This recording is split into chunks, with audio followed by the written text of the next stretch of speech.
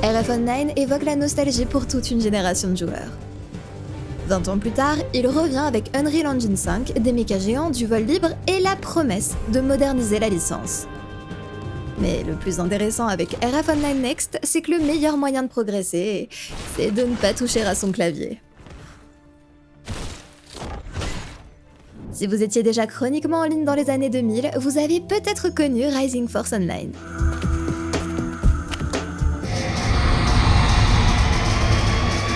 Un MMO coréen lancé en 2004 en Asie puis en 2006 en Europe, et qui plaçait au cœur de son gameplay des affrontements royaume contre royaume. Vous pouviez alors incarner un elfe doué de magie chez les Kora, un ingénieur chez les Bellato, ou encore un cyborg chez les Akrétiens. Le choix de sa faction déterminait donc non seulement les classes jouables, mais aussi l'aventure qui vous attendait. Un MMO ancien donc, qui possède toujours une solide communauté, et qui est d'ailleurs encore en ligne. En 2020, c'est Netmarble qui récupère la licence et, très vite, on entend parler de Project RF. Le nom de code du futur RF Online Next, un MMO pensé pour le mobile. Le développement est confié à Netmarble N2, une filiale de Netmarble spécialisée dans les jeux mobiles et en ligne. Les premières annonces internationales arrivent lors du G-Star 2023. Développé sous Unreal Engine 5, RF Online Next promet de reprendre les affrontements RVR qui ont fait la popularité de son prédécesseur dans une formule plus moderne. Les classes sont remplacées par des bio-combinaisons que les joueurs peuvent changer à volonté. À cela s'ajoutent des mechas invocables en plein combat ainsi que du vol libre sur les cartes. Forcément, malgré l'enthousiasme de nombreux joueurs à l'idée de retrouver un de leurs jeux d'enfance, beaucoup émettent leurs doutes quant à un MMO développé par Netmarble. On craint du pay to win ou même des NFT. Début 2025, RF Online Next sort finalement en Corée. Disponible sur mobile comme sur PC, la nostalgie semble frapper fort. 18 heures seulement après son lancement, il devient déjà le jeu générant le plus de revenus sur l'App Store coréen, tout en occupant la première place des téléchargements. Un mois plus tard, on parle déjà de 30 milliards de won de revenus et le jeu rivalise dans les classements avec Lineage M. Mais côté joueur, l'accueil est plus mitigé. Certains vont jusqu'à affirmer que sans le nom de la licence, ils n'auraient jamais fait le rapprochement avec RF Online. Et surtout, on y retrouve l'autoplay. Toujours source de débat dans le genre et qui s'éloigne radicalement du farming manuel qui caractérisait l'expérience d'origine. Mais chanceux que nous sommes, le jeu est arrivé chez nous le 17 juin dernier. On va donc pouvoir se faire notre propre avis et voir s'il vaut vraiment le coup. Ouais non, il mérite même pas que je lui fasse une intro montée celui-ci je crois. Mais abonnez-vous si vous voulez d'autres vidéos où je me fais violence en jouant à des MMO mobiles récents. C'est bon? C'est fait? Eh ben, on est parti. Ok. Pour jouer à RF, il faut télécharger le launcher dédié de Netmarble. Après quoi, on a le choix entre pas mal de langues et même des voix anglaises. Top! Ce qu'il est moins, c'est que je joue juste après la sortie et que forcément, tous les serveurs sont pleins en permanence. Le premier jour, il n'y avait d'ailleurs pas cette attente de quelques secondes.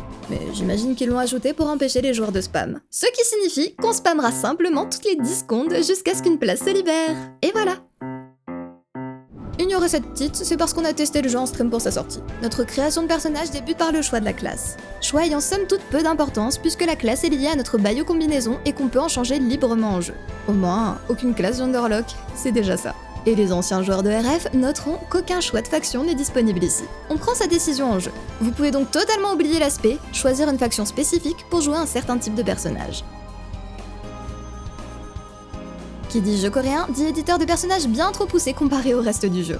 Mais vous vous en doutez sûrement, le jeu regorgera de demoiselles dénudées en tout genre. Je décide donc d'équilibrer un peu tout ça en créant un avatar masculin. Occurrence rare, je sais.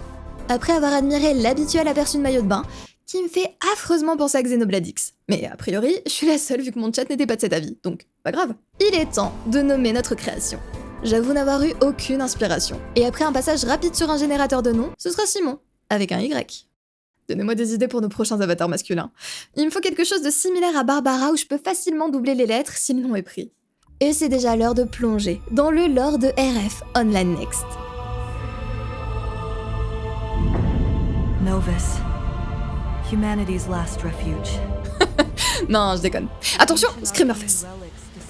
Non, vraiment, en aussi gros plan et avec un string pareil, j'appelle ça un screamer. À peine a-t-on posé les pieds en jeu que le chat affiche des messages de vendeurs. Ça laisse présager du bon. On pourra prendre quelques instants pour apprécier cette interface très clairement prévue pour un jeu mobile. Mais je pense que ça ne surprend plus grand monde de toute manière. On évolue donc dans une zone instanciée pour découvrir les bases des contrôles. Et il aura fallu 2 minutes au jeu pour m'indiquer comment activer l'utilisation automatique d'une compétence. Vous le sentez venir ? Ah, et si vous vous demandez pourquoi tous les textes semblent être mal alignés, c'est parce que 90% des polices détestent nos accents. Un autre léger détail que vous remarquerez rapidement si vous vous intéressez aux textes, surtout ceux des menus, c'est que tout est auto-traduit. Que ce soit par IA ou par simple Google Translate, c'est très vite cramé. Mais puisque ça ne suffit pas, les doublages sont aussi clairement réalisés via IA. Hell, the amount of Holy Stone mined is way over the treaty limit. You finally come to save me. I've been waiting. They should be locked up right ahead. My soldiers will create a diversion outside. I'm sending you my encryption key, just in case. Au début, on en doute vu que tous les personnages parlent de façon monotone. Mais la réalité s'impose très vite. Thank you for rescuing us and getting us to a safe place. I'm a little stiff from being locked up for so long, but I'm not sure how well the others are holding up. Could you check if the systems here are still functional? I guess that biosuit isn't just for show, eh? Watch your head. On a tenté de passer le jeu en coréen et soit on ne le remarque pas que moi habitué à cette langue, soit la VOL est bien réalisée par des humains. Stay out of unnecessary trouble.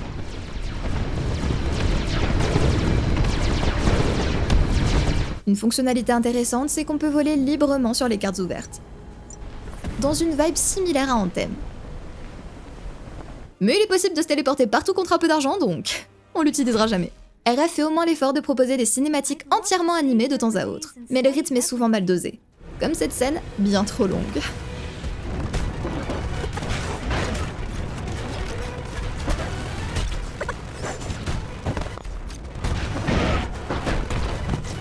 On fait face au boss de la zone et comme je ne fais clairement rien, je décide d'attendre que le scénario s'enclenche grâce à mon bouclier invincible de combat perdu d'avance. Did you miss me? Well fought. Hop on the MAU now. Merci Javier, c'était très éprouvant de ne rien faire en effet. Et nouvelle introduction d'une fonctionnalité intéressante. Sur RF, on peut invoquer des mechas en combat.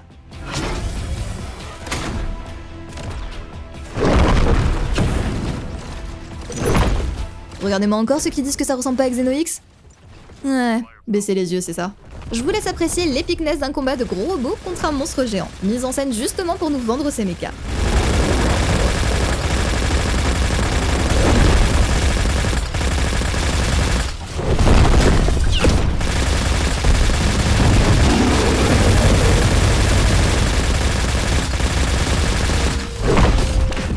Qui dit jeu asiatique grindy, dit familier qui nous suit partout pour ramasser notre loot.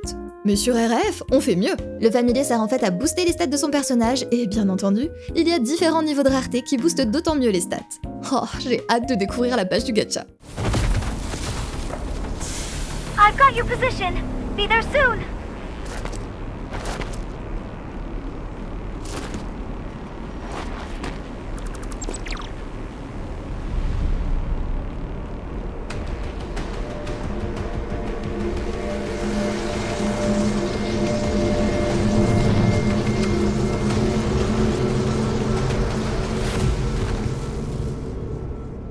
Et nous voici enfin sur la carte partagée. Choix de plan intéressant. Comme il s'agit de la semaine de lancement, le jeu se sent exceptionnellement généreux et nous couvre d'équipements au niveau. Spoiler, je n'ai jamais trouvé mieux de toute ma partie. L'aspect décevant, c'est que l'équipement ne modifie pas l'apparence de son avatar. Il n'est là que pour les stats. Oh et j'ai noté qu'à stade, la musique me rendait déjà folle.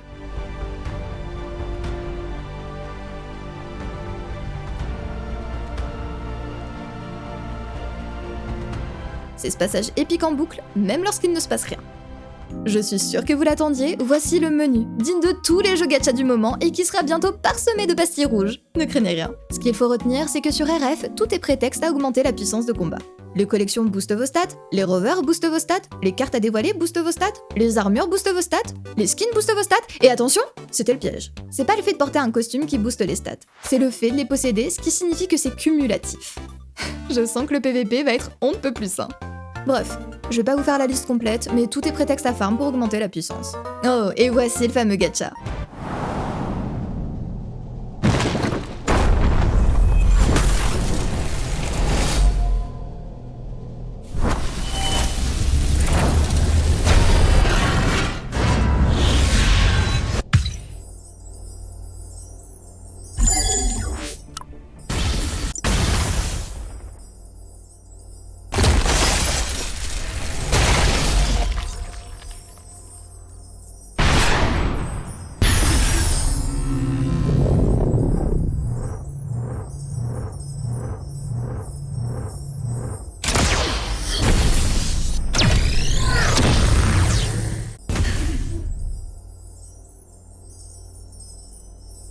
Et rappelez-vous, les bio-combinaisons, c'est ce qui permet de choisir sa classe. Donc si vous en aimez une en particulier, vous avez tout intérêt à mettre de l'argent dans le gacha pour obtenir une combinaison de haut niveau.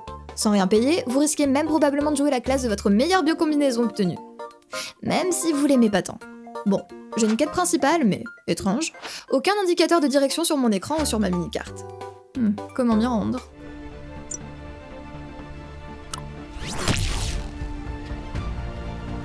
You're up. How are you feeling? Alors, Can you move around? c'est pas que de l'autopaf, c'est de l'autoquête. Ça signifie qu'une fois que vous avez cliqué sur une quête, votre personnage va s'y rendre, parler au PNJ, aller tuer les monstres de quête ou interagir avec les objets nécessaires. Et ce qui est merveilleux avec ce système, c'est que les quêtes principales s'enchaînent. Vous pouvez donc laisser votre jeu jouer sans vous, et c'est même recommandé puisqu'autrement, les objectifs ne sont pas indiqués sur votre carte. En stream, j'ai un peu persévéré et tenté de jouer par moi-même. Mais les dialogues étaient inintéressants au possible, j'avais pas de compétences pour rendre les combats intéressants, et comme je viens de l'expliquer, je jouais aux devinettes pour trouver mon prochain objectif. J'ai donc choisi ici une approche radicalement opposée. Ces jeux continuent d'être produits et de rameuter des quantités de joueurs non négligeables, signifiant qu'ils jouent pratiquement tous ainsi. J'ai donc cliqué sur le bouton d'autoquête, et j'ai laissé le jeu jouer seul aussi longtemps que possible.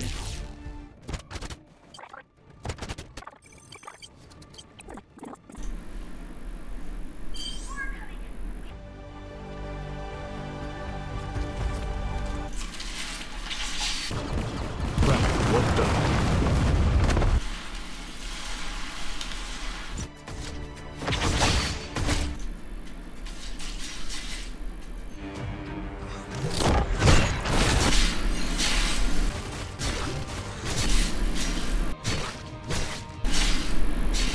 Alors, je sais pas si vous vivez dans un pays nordique, mais en France, la semaine du 22 juin, on était en pleine canicule.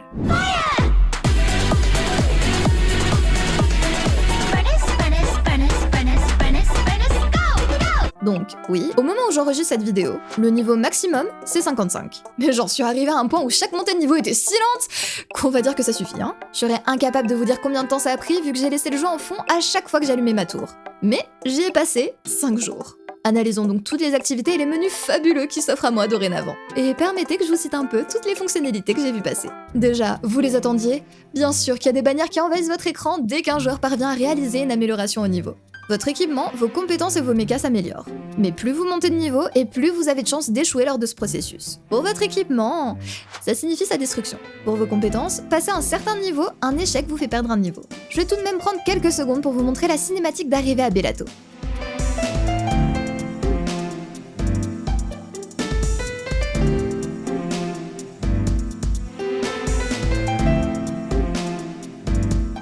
Franchement, un bon MMO dans ce genre de setting, ça m'aurait plu. C'est pour ça que je l'ai lancé malgré l'autoquête d'ailleurs. Mais même les plans sympas sont rapidement ruinés par l'exécution peu soignée. Comme on l'a dit, on a droit à une interface mobile. Tous les éléments sont plutôt grands et pourtant, tout est trop petit ou affiché trop gros pour être pratique. En haut à gauche, on a une liste de marchands. Cliquer dessus permet de se diriger vers eux. Pratique si vous cherchez rapidement ou acheter des potions. Ce qui est moins pratique, c'est que les noms défilent lentement, alors que la seule partie qui nous intéresse, c'est la toute fin de la ligne. De la même manière, on ne parlera pas de l'absence de comparaison de stats lors de l'achat d'un équipement, ni de l'absence de stats tout court en fait. Puis comme c'est un jeu développé pour mobile, bah forcément si on volait des choses ça affiche rien. À ce moment, je cherchais un convertisseur d'armes puisque j'avais loot une combinaison avec de meilleures stats que la mienne, mais que ça changeait ma classe. Grande déception, impossible de convertir mon arme au niveau, mais certes. Je retourne dans mon menu de combi pour voir quelle est l'icône de la classe que je cible, et c'est là que je découvre que la combinaison a un nom. On fait plus aussi edgy depuis les années 2000. J'imagine que ça vient du jeu original, mais l'univers de RF semble assez fourni. C'est juste dommage qu'on puisse pas jouer des races plus variées. Oh oui, attention! Combat contre un ennemi dur.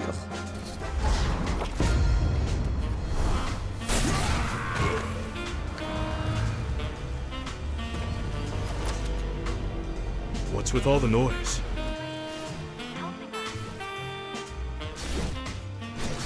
Ah, et si vous voyez des passages où la qualité des graphismes est très basse, c'est parce que je voulais pas faire fondre mon PC en pleine canicule pour un jeu que j'exécute en fond.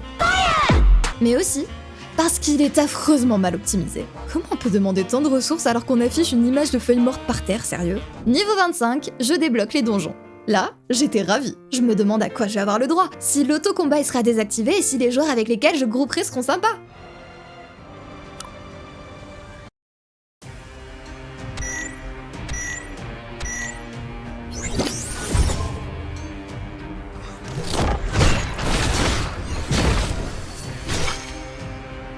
mode entraînement dans la section donjon, c'est chelou mais certes.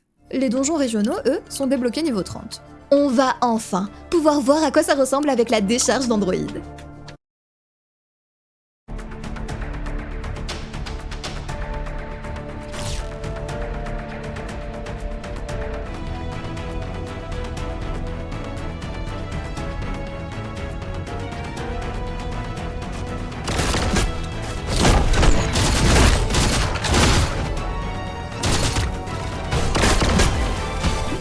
Ah, mais non, pardon, c'est vrai qu'on n'est pas là pour s'amuser. C'est juste une autre zone de farm plus rentable. Ouais, fun. Mais vu que même eux savent que c'est chiant, il y a aussi le mode hors ligne qui se débloque niveau 30. Il permet de laisser son personnage farm dans une zone pendant 10 heures, seul. Mais quand je dis qu'on fait tout pour ne pas avoir à jouer. Comme on a tout un tas de façons d'optimiser notre farm, on a des missions quotidiennes à base de « Va tuer 100 monstres là-bas ». Mais ça, ce n'est rien. Face aux missions hebdomadaires qui demandent plutôt 20 000 victimes. Ouais, je me suis sentie obligée de le screen et de l'envoyer à des amis tant j'en revenais pas. Les quêtes principales finissent aussi par s'aligner. On a même carrément des plannings pour planifier son farm auto. Ah non, mais c'est plus évolué que les bots, c'est sûr. Mais vous remarquerez que je suis niveau 48. Là, on arrivait à un stade où c'était vraiment compliqué pour moi de progresser en auto. Et j'avais pas vraiment envie de risquer mon armure au niveau avec des améliorations ayant de très faibles chances de réussite. Mais la plupart des menus étant débloqués et certains étant de toute manière inaccessibles avant de futures mises à jour, je pense qu'il est temps de chercher le vrai fun, via les boss mondiaux ou le PVP. J'espère qu'on y trouvera du monde qui joue sérieusement. Est-ce que j'ai envie de changer de faction? Non, on va rester sur celle-ci. C'est parfait. C'est l'heure d'un combat de boss mondial, donc rejoignons l'instance. Ok. C'est prometteur, il y a pas mal de monde. Profitez bien de ce combat épique, demandant réflexe et dextérité pour venir à bout du géant.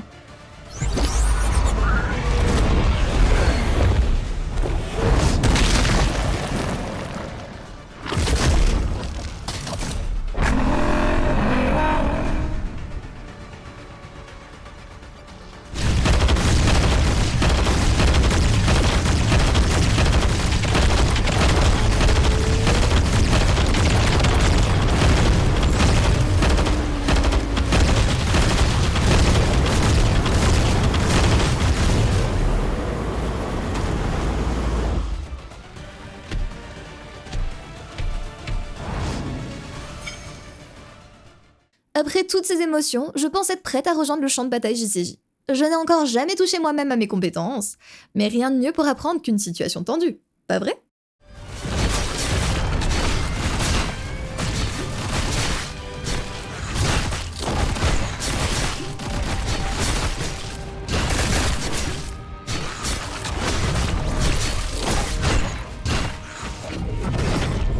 Ah, mince. Je sais plus quelle est ma base. Peut-être celle-ci.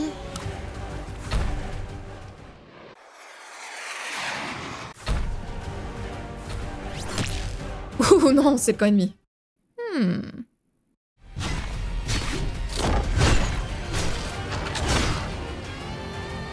Après toutes ces morts amplement méritées, je pense être prête pour les autres modes. Alors, on dirait un mode guilde contre guilde, mais il y a personne. Donc, c'est peut-être pas encore disponible. Le « ouverte » serait très fourbe dans ce cas. Et le dernier mode... n'ouvre que le dimanche. Bon, qu'est-ce que j'ai d'autre à faire dans ce cas?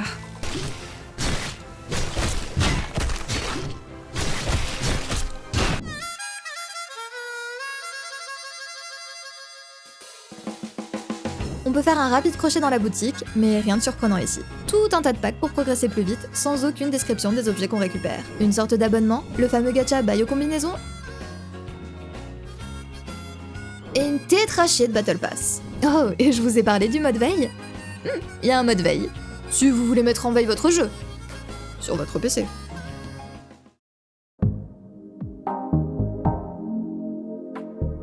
RF Online Next est l'exemple parfait de tout ce que je déteste sur les MMO récents.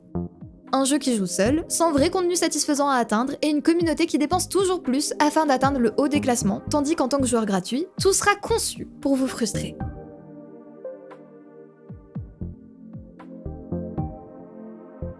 Et vous savez le plus ironique dans l'histoire? Le jeu a beau pouvoir se jouer sans vous, il est tout de même envahi de bots. À chaque fois qu'un nouveau MMO asiatique prévu pour mobile sort, c'est la même histoire. Je lance et abandonne en moins de 10 minutes en comprenant qu'il s'agit d'un idle game travesti en MMO. Des journalistes ont fait des articles entiers sur l'origine de l'autoplay dans les MMO. D'abord, une nécessité pour jouer sur mobile puisque les contrôles n'y sont pas adaptés, il a ensuite été renforcé pour correspondre aux joueurs n'ayant plus 4 heures par soir à accorder à leur MMO. Ceux jeux ont voulu conserver leur gameplay grindy, mais offrir une alternative à ceux qui n'ont plus le temps. Sur cet article de 2021, l'auteur insiste sur l'aspect optionnel de l'autoplay. Mais c'est bien ce qui m'agace. De nos jours, ça n'a plus rien d'optionnel. Les quêtes sont la plupart du temps insuivables puisque non indiquées sur une boussole ou carte. Vous devez passer en autoplay. Puis il fait remarquer que ça permet de passer les moments peu intéressants pour se concentrer sur les instances qui nous intéressent réellement, telles que les raids ou les arènes PVP. D'un point de vue occidental, ce parti pris est d'autant plus déconcertant qu'on n'a pas de réel affect pour le farm. Dans la quasi-majorité des cas, c'est juste vu comme un modèle de progression dépassé. On est alors en droit de se demander pourquoi ne pas simplement retirer ce grind que personne ne souhaite faire plutôt que l'automatiser. C'est quand même fou de se dire qu'on est passé des macros aux bots qui étaient et sont toujours bannis dans nos MMO pour atteindre un jeu prévu pour se jouer en parfaite autonomie.